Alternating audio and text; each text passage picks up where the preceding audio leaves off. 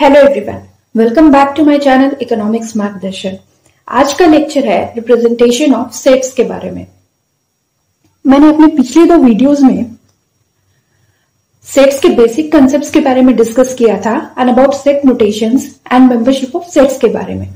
और आज इस वीडियो में हम देखेंगे कि हम सेट्स को कितने तरीके से रिप्रेजेंट करते हैं या सेट को कैसे स्पेसिफाई करते हैं। ठीक है, देखो मेनली सेट्स को हम लोग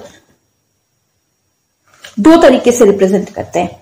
ठीक है, फर्स्ट है roster form and second is set builder form. तो पहले हम लोग जानेंगे कि रोस्टर फॉर्म क्या होता है। देखो रोस्टर फॉर्म बहुत ही सिंपल है। जैसे मैंने पिछले वीडियो में एग्जाम्पल लिया था कि जब हमें वॉवल्स का सेट बनाना हो, इंग्लिश अल्फाबेट के वॉवल्स का सेट बनाना हो तो हम लोग कैसे बनाएंगे। ठीक है, तो वहां पे हम लोगों ने सेट कैसे रिप्रेजेंट किया था। सेट को हमने सबसे पहले वॉवल्स कौन कौन से हैं, ए ई आई ओ यू है ना, तो हमने उसको कैसे रिप्रेजेंट किया था, कैसे लिखा था। सबसे पहले हमने कर्ली ब्रैकेट लगाया था। ठीक है, उसके बाद vowels A E I O and U, हमने पहले ए को लिखा, देन कॉमा लगाया, फिर ई को लिखा, फिर कॉमा लगाया, then I comma O comma U, फिर हमने ब्रैकेट को क्लोज कर दिया। ठीक है, और इस सेट को हमने वी से डिनोट किया, कैपिटल वी से डिनोट किया, कैपिटल वी से डिनोट किया। ठीक है, तो जब हम इस तरीके से सेट को रिप्रेजेंट करते हैं, यानी एक एक करके हम उसके एलिमेंट को लिखेंगे। ठीक है, with in curly braces, comma लगा के विद इन कर्ली ब्रेसेस, तो इस तरीके से जब हम सेट को रिप्रेजेंट करते हैं, किसी भी सेट को, तो हम उसे कहते हैं रोस्टर फॉर्म। ठीक है, आई होप ये क्लियर होगा क्योंकि ये बहुत ही इजी मेथड है रोस्टर फॉर्म। ठीक है, जब हम सिंपल तरीके से इस सेट को रिप्रेजेंट करते हैं वन बाय वन, एक एक करके कॉमा लगा के विद इन कर्ली ब्रेसेस, तो वो होता है रोस्टर फॉर्म।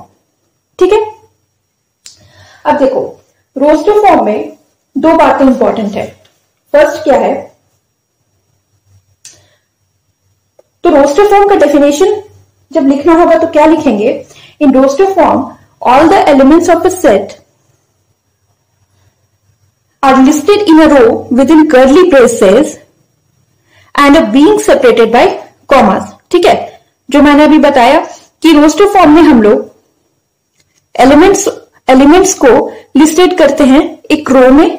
ठीक है, उसके बाद उसे कॉमा से सेपरेट करते हैं, A comma E comma I, then comma O, then comma U. ठीक है, तो in roster form all the elements of a set are listed in a row within curly braces and are being separated by commas. ठीक है, यहां तक clear है। अब दो बातें इंपॉर्टेंट है। देखो इन रोस्टर फॉर्म और the order of elements doesn't matter. ठीक है, इसका क्या मतलब हुआ, in a roster form the order of elements doesn't matter. ठीक है, यानी कि जब हमने वॉवल्स को रिप्रेजेंट किया था ए ई आई ओ यू, तो हम उसे किसी भी ऑर्डर में लिखें वो मैटर नहीं करता है। ठीक है, हम पहले ई भी लिख सकते हैं, आई भी लिख सकते हैं, ओ भी लिख सकते हैं, यू भी लिख सकते हैं, हम कुछ भी लिख सकते हैं। ठीक है, या पहले हम ओ लिख दें, पहले ई देन ई लिख दे, कुछ भी, तो ये नया सेट नहीं होगा, ये एक ही सेट होगा। यानी कि हम उसे किसी भी पोजीशन में लिखें, उसके एलिमेंट्स को, वो मैटर नहीं करता है। क्लियर है। और सेकेंड है, in roster form all the elements of a set are taken as distinct. इसका मतलब क्या हुआ, रोस्टर फॉर्म में जितने भी एलिमेंट्स होते हैं, सारे एलिमेंट्स डिस्टिंक्ट होते हैं। ठीक है, जैसे एक एग्जाम्पल लेते हैं, the letter of word, the letter of, हमसे बोला गया कि इकोनॉमिक्स में जितने भी लेटर्स हैं उनका एक सेट बनाओ। ठीक है, इकोनॉमिक्स वर्ड में जितने भी लेटर्स हैं उनका एक सेट बनाओ। ठीक है, तो जब हम उसका एक सेट बनाएंगे तो हम क्या लिखेंगे, ई। ठीक है, ई, देन सी, then O, then N, देखो यहाँ पे फिर ओ है, तो हम ओ को दोबारा नहीं लिखेंगे, यानी कि जब हम रोस्टर फॉर्म में किसी भी एलिमेंट्स का सेट, किसी भी सेट को बनाते हैं, तब उसके एलिमेंट्स को हम एक से ज्यादा बार रिपीट नहीं करते हैं। ठीक है, यानी कि जब हम इकोनॉमिक्स का सेट बनाएंगे तो वहां पे हम क्या लिखेंगे, हम किसी भी एलिमेंट को रिपीट नहीं करेंगे। ठीक है, तो उसका सेट बनेगा E C O N M I N S. ठीक है, यानी कि यहां पे कोई भी एलिमेंट रिपीट नहीं होगा, यानी कि रोस्टर फॉर्म में हम किसी भी एलिमेंट को एक से ज्यादा बार रिपीट नहीं करते हैं। क्लियर है? ठीक है, तो रोस्टर फॉर्म में हमने क्या जाना कि रोस्टर फॉर्म में हम लोग सेट को रिप्रेजेंट करते हैं within curly braces, comma से सेपरेट करते हैं। ठीक है, और हम order of elements roster form में मैटर नहीं करता है, एंड एलिमेंट्स को हम एक से ज्यादा बार रिपीट नहीं कर सकते। ठीक है, रोस्टर फॉर्म क्लियर है? अब देखो, रोस्टर फॉर्म को हम लोग और भी नामों से जानते हैं, जैसे टेबुलर मेथड और टेबुलर फॉर्म और एन्यूमरेशन फॉर्म। ठीक है, नाउ नेक्स्ट है set builder form. Set builder form क्या होता है? सेट बिल्डर फॉर्म क्या होता है?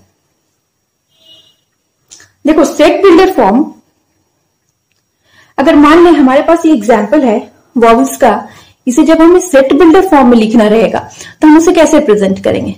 ठीक है, देखो कर्ली ब्रैकेट को यहां भी लगाएंगे। ठीक है, और हमने जो वॉवल को सेट को कैपिटल लेटर से डिनोट किया था वो यहां भी हम डिनोट करेंगे वैसे ही। ठीक है, लेकिन यहां पे हम जब किसी भी सेट को सेट बिल्डर फॉर्म में लिखते हैं तो सेट बिल्डर फॉर्म का मतलब क्या हुआ, हम एक एक करके उसको ना लिख के हम केवल उसके एक प्रॉपर्टी को बताते हैं। ठीक है, हम एलिमेंट्स की प्रॉपर्टी को बताते हैं जो कि उस किसी और एलिमेंट के द्वारा, उस एलिमेंट के द्वारा पोजेस किया जा रहा है, जो सेट के बाहर किसी और एलिमेंट के द्वारा उस प्रॉपर्टी को पोजेस नहीं किया जाएगा। ठीक है, जैसे कि जब हम वॉवल्स का सेट बना रहे थे तो ए E I O you, A E I O you. ठीक है, तो क्या जो इंग्लिश के और भी अल्फाबेट है जैसे बी डी, ठीक है, ये सारे वॉवल्स नहीं है। ठीक है, तो हम यहां पे जब इसका सेट बनाएंगे, सेट बिल्डर फॉर्म में जब इसे रिप्रेजेंट करेंगे तो हम उसके प्रॉपर्टी को बताएंगे। ठीक है, हम उसके एक कॉमन प्रॉपर्टी को बताएंगे बजाय इसकी कि हम एलिमेंट को एक एक करके लिखेंगे। ठीक है, तो हम यहां पे कैसे लिखेंगे वो मैं बताती हूं। देखो, जब हम सेट बिल्डर फॉर्म को रिप्रेजेंट करेंगे किसी भी फॉर्म में, जब हम वॉवल को सेट बिल्डर फॉर्म में रिप्रेजेंट करेंगे तो कैसे लिखेंगे, सबसे पहले हम कर्ली ब्रैकेट लगाएंगे। ठीक है, देन एक्स। ठीक है, और या तो हम कॉलन लगाएंगे या वर्टिकल बार लगाएंगे। ठीक है, या तो हम कॉलन लगाएंगे या वर्टिकल बार लगाएंगे, और इसको बोलेंगे सच दैट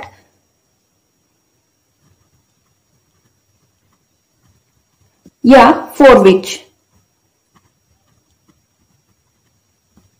ठीक है, यानी ये कॉलन का मतलब हुआ, ये कॉलन लगाएंगे या वर्टिकल बार लगाएंगे, जिसका मतलब होगा सच दैट या for which x is a vowel in English alphabet. ठीक है, देन कर्ली ब्रैकेट क्लोज। तो हम कैसे लिखेंगे, एक्स सेमीकोलन और vertical bar, x is a vowel in English alphabet. और इसे हम पढ़ेंगे कैसे, इसे हम कैसे पढ़ेंगे, that V is the set of all element x such that x is a vowel in English alphabet. V is the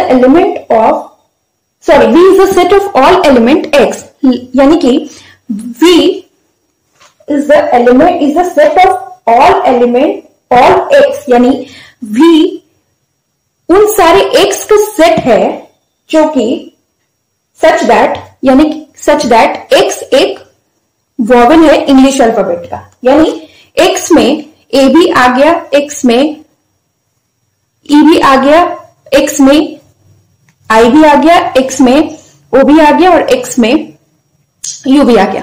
ठीक है, यानी वी एक सेट है उन सारे एक्स का जो कि वॉवेल है इंग्लिश अल्फाबेट के। ठीक है, तो यानी कि हम यहां पे प्रॉपर्टी को बता रहे हैं। ठीक है, तो जब भी हम जब भी हम सेट बिल्डर फॉर्म में सेट को रिप्रेजेंट करेंगे तो हम उसकी कॉमन प्रॉपर्टी को बताएंगे। ठीक है, हम एलिमेंट्स की कॉमन प्रॉपर्टी को बताएंगे और हम उसके एलिमेंट को एक एक करके नहीं लिखेंगे जैसा कि हम लोग रोस्टर फॉर्म में करते थे। यहां पर क्लियर है? तो रोस्टर फॉर्म का मतलब क्या हुआ? इन set builder form all the elements of a set possess a single common property which is not possessed by any element outside the set. ठीक है, यानी in set builder form all the elements of a set possess a single common property. यानी set builder form में सारे elements set के एक common property poses करते हैं, सिंगल कॉमन प्रॉपर्टी, जो कि उन एलिमेंट के द्वारा नहीं पोजेस किया जाता है जो कि सेट में नहीं है। क्लियर है यहां तक? जैसा कि मैंने एग्जांपल दिया। अब देखो, सेट बिल्डर फॉर्म को हम और भी नामों से जानते हैं, जैसे कि डिफाइनिंग प्रॉपर्टी मेथड और डिस्क्रिप्शन मेथड। यहां तक क्लियर है? अब एक क्वेश्चन अराइज होता है कि जब सेट रोस्टर फॉर्म था तो सेट बिल्डर फॉर्म की जरूरत क्या पड़ी?